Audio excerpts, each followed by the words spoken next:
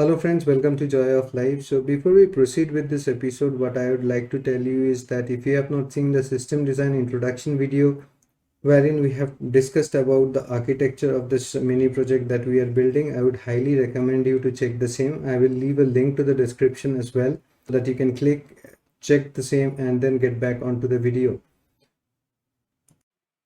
So previously we have completed this cycle, right? We have expose the batch endpoint and we have a single endpoint in our URL feeder service, and we are publishing the URLs in the topic, and our HTML worker is picking it up as you see over here, and then it is extracting all the links out of the URL and then posting it to the batch endpoint, and the cycle goes on. And we have seen yesterday the same, and we have seen that the data has been consumed in a nice way. So once again, I was running it over here, and we already have around 775 rows inserted. And this flow will go on, right? This flow will go on for some time. So today we are not going to code anything. Today we will revisit the design that we have done earlier, right? This one over here. So we have made certain design choices over here, choosing a Kafka, choosing a service, choosing a worker, choosing a database. So we are going to understand, did we make the right choice? If not, why they are not right? Is there a scope for improvement for us over here? So we will deep dive into them and understand that part, right? So what we have done so far is we have created the URL feeder service. We have multiple endpoints, one for the single API, one for the batch API. We have the MySQL data store. We have the Kafka queue with multiple topics. We have the HTML worker, and we are posting it back. So this part we have already created. So let's understand them once again and let's figure out what we can do better. So this is what we have, right? This is our current design. We have done this part, right? We are checking the DB for the URL and we are posting these three topics into Kafka. We have the web worker who's picking it up and using the batch endpoint. So let's understand them in much more details. So to start with, we have the DB MySQL. So the question is that selection a correct choice that we have made? So to understand in more details, it's a relational database which supports ACID properties. So these are the two things we have. So we have a relational DB, but we have just one single table, right? And we are not doing any joins, we are not doing any other operation. So what's the need for a relational database over here? Second thing, we have a ACID properties present on our MySQL. Are we using it anywhere? So are we good if we don't have this ACID properties? So do we really need a transaction support over here? So if you think closely, that probably the answer for both of them is we can still survive without them, right? So how about moving to a NoSQL database? What if we use a Cassandra over here? I think we can still go ahead and use it, right? Because we have a huge volume of data. We cannot store them in a single instance. So as you see over here, just by running few minutes of this application, we have ended up with so much of data. We have close to 6,500 data just by running the application for such a small amount of time, right? What we need is a distributed kind of data store wherein we have multiple replicas of it. We have a master, we have slaves, and they talk to each other, which is highly available. Cassandra would have made more sense over here because we are not leveraging that much on the relational database or the ACID properties, right?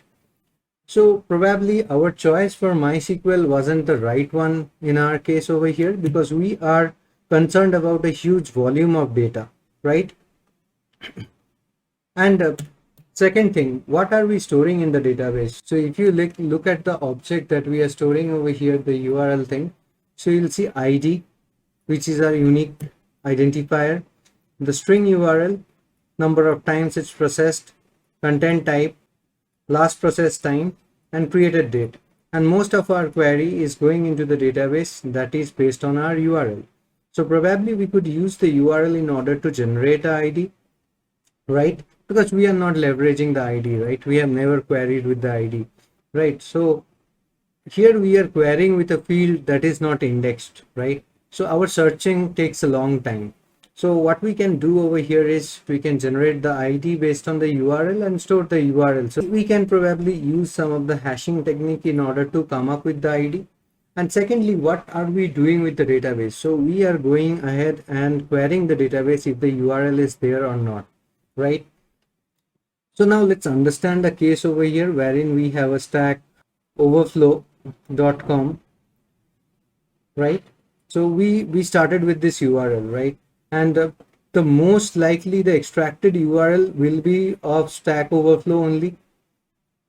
So the high chances of duplicate URL remains when we parse the parent URL. So we get the sub URLs, right? So let's say this was X. So from A again, we go to Stack Overflow.com/B, and B also had a link to the parent page, which is a or a X, right? So it's highly possible, right? So one thing that we could easily do with this design is to introduce a cache over here, something like a Redis. So first we check in the cache. So what happens is when we get a URL, we store it in the cache with a TTL, which is a time to live, with a time to live for 1 day. And then we can go to the DB if we don't find the entry in the cache. So as you know that the DB, the cost of searching is very high because we store in a commodity hardware, right? Here what we do, we use a SSD or we store the same into a RAM, right? So the access is much faster, and here the access is comparatively slower. So that would improve the performance of this, right?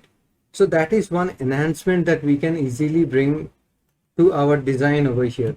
So the first is introducing a cache over here, and secondly it's from changing from MySQL to say Cassandra. So these are the two things that we can change on this region of the application, right? So there is no need for a SQL database. We can manage with a NoSQL database, which is much more available, and the data could be partitioned very easily, and which guarantees a higher availability and things like that, right? And now coming to the second part of it. So if you see over here, if this service, URL feeder service, does not depend on web-doc worker or our HTML worker. So let me change the name to HTML worker. So this URL feeder service does not depend on HTML worker, right? So it will just go ahead and put it to the topic over here, right? In the Kafka topic. And whenever he is available, he is going to go ahead and pick up those messages and process them. So this guy does not depend on this guy, but this guy does depend on this guy because he is not doing an asynchronous operation. He is calling the batch endpoint. So this is creating a good amount of coupling. Now he needs to have a mechanism over here. If the call fails, if this fails, we don't have a mechanism in order to handle it, right?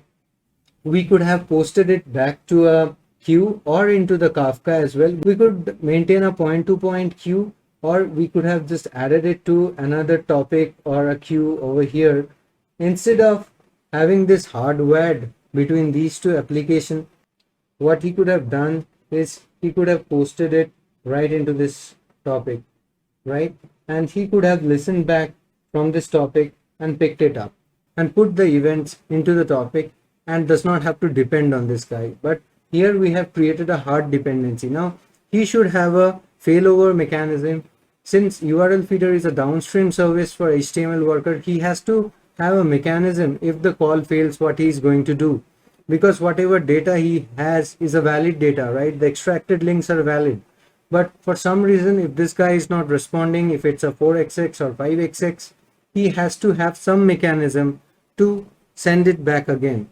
But if he would have posted into a topic in Kafka, then he could have easily picked it up later when he is available. And also this brings one more problem, right? For every link, so if I take the relation over here, we have this URL feeder service, we have this HTML worker. So for each link, he is going to post back maybe 10 links. So you can understand for each of the link, it's going to have a fan out into multiple links, right?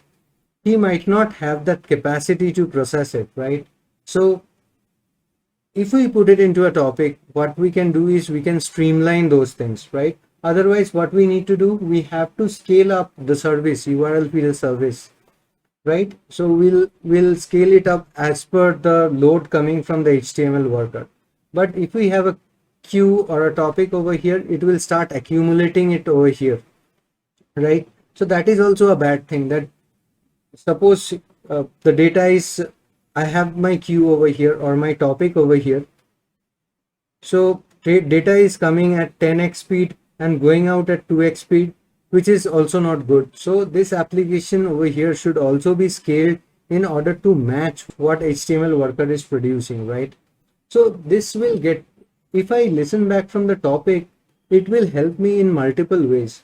First is we are queuing up a lot of requests in our URL feeder service. We can directly get rid of those things, right? If we read it back from the queue. So if an instance goes down, we need not worry about it. We will not end up losing hundreds of URLs that we are holding in our configuration that we have created, right? So we have given a size of 100. So maybe we'll end up losing 10, but we'll not end up losing all 100 of them, right? So our processing can become much more seamless if we can get this configuration right. So what we are going to do is we are going to add a new topic over here and we are going to put it back to the topic. And what URL feeder service will do is we'll get rid of the batch endpoint. It's a good thing that we learned how to use a batch endpoint. So this guy HTML worker, he is listening from a topic and he will post back to another topic, which will be listened by URL feeder service. And again, he will pick it up and he will do the processing based on whatever logic he has, and we will introduce a cache for faster processing, and he will post back again, and the loop will go on in this manner now. So these are the few things that we are going to go ahead and modify in the coming few episodes of this project, right? So I hope you got the idea that why we are introducing a new layer of cache and why we are getting rid of MySQL and putting a NoSQL database over here, and why we are cutting off our batch endpoint, and why we are putting another topic over here, right? So we are now, what will happen is HTML worker will not depend on URL feeder service anymore. So currently the communication between URL feeder service and HTML worker was asynchronous, but HTML worker to URL feeder service was synchronous. So now we are going to change and make them both asynchronous. So if you look at it, you will understand one thing, that producer and consumer, they don't know about each other. They are just working independently. So URL feeder over here does not know or doesn't care from where the data is coming.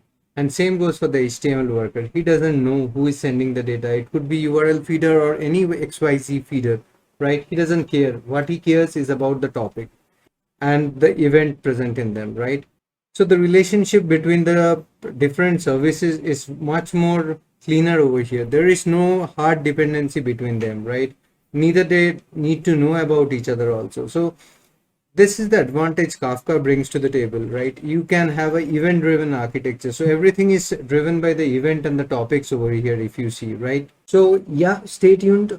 What we are going to do in the upcoming video is first to introduce Redis over here, and we are going to cache, and we are going to check the cache, and we are going to store in the cache for 1 day or so, and then we are going to change MySQL into Cassandra. Then we'll cut this dependency, white line dependency that we have, and we will post it back to a topic.